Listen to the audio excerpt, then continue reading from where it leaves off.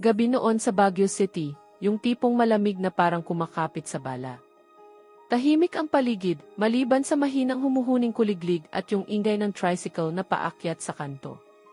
Ang ilaw ng poste sa labas ng apartment namin nanginginig, parang hirap manatiling bukas. Ako si Lara, 29. 3 taon na kaming kasal ni Jom, at dahil mahal ko siya, umayag akong tumira muna kami sa bahay ng mama niya, si Mama Ruth. Ang anak namin si Tori, 5 taong gulang. Tahimik, mahiyain at ako lang ang lagi niyang nilalapitan. Pero sa likod ng lamig ng Baguio, may init na unti-unting lumuluto ng gulo sa loob ng bahay namin. Noong una, akala ko simpleng pakikibagay lang ang kailangan. Lara, bakit ganito yung pagkakaplansa? Lara, dapat ganito ka magluto ng sinigang. Lara, bakit parang palaging tulog si Tori pag ako ang lumalapit? Sinasabi niya nang parang walang mali siya pero ramdam ko. Bawat salita niya, parang may kasamang banat. Pero tumatahimik lang ako. Ayoko ng gulo. Galing din akong broken family. Pangako ko sa sarili ko, ayokong bumigay ang pamilya ko. Si Jom, laging pagod sa trabaho. Pero lately parang may distansya. Parang may laging gustong sabihin pero hindi masabi. Isang araw, napansin kong lagi nang sinisilip ni Mama Ruth ang cellphone ko. Lagi niya ring tinitingnan kung ano ang nilalagay ko sa baon ni Jom. At minsan, naririnig ko siyang may kausap sa phone, pero hindi sinasara ang pinto. Hindi kasi marunong si Lara. Pinapabayaan ang anak ko.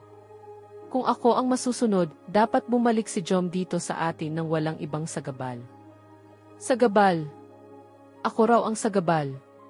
Pero ang pinakamasakit, hindi ko alam kung naririnig ba ni Jom o nagbubulag-bulagan lang. Isang gabi, habang nasa trabaho si Jom, nakakita ako ng maliit na envelope sa drawer niya. May sulat. Maikli lang. Thank you sa kahapon. Sana maulit. Nalaglag agad ang puso ko.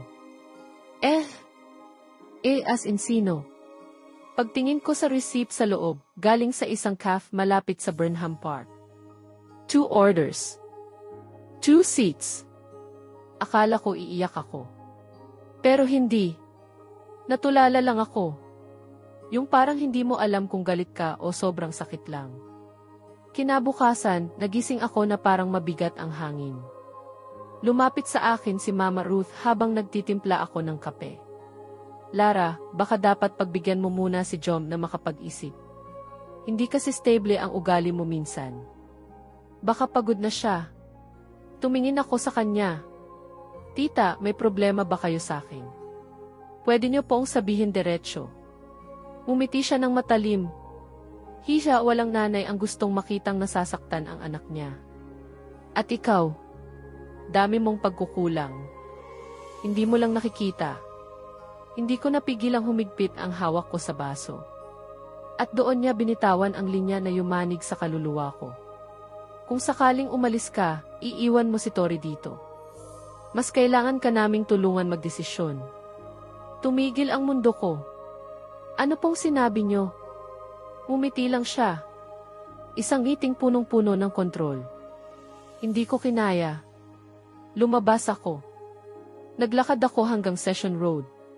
Huminga ng malalim. Nag-text kay Kayla, matalik kong kaibigan na nurse sa Celsic Hospital. Pagkita namin, hindi pa man ako nagsasalita, hawak niya na ang cellphone niya. Lara, kailangan mong makita to. May pinakita siya. Isang screenshot ng chat mula sa pamangkin niyang nagtatrabaho sa klinik kung saan madalas nagpapacheck up si Mama Ruth. At doon ko nalaman ang twist. May matagal ng planong i-set up si Mama Ruth na legal case laban sa akin, child negligence daw. At ang mas malala, ginamit niya ang pangalan ko sa isang medical record para palabasing pinabayaan ko si Tori. Hindi ako makahinga. Tori was brought here weeks ago, sabi ni Kayla.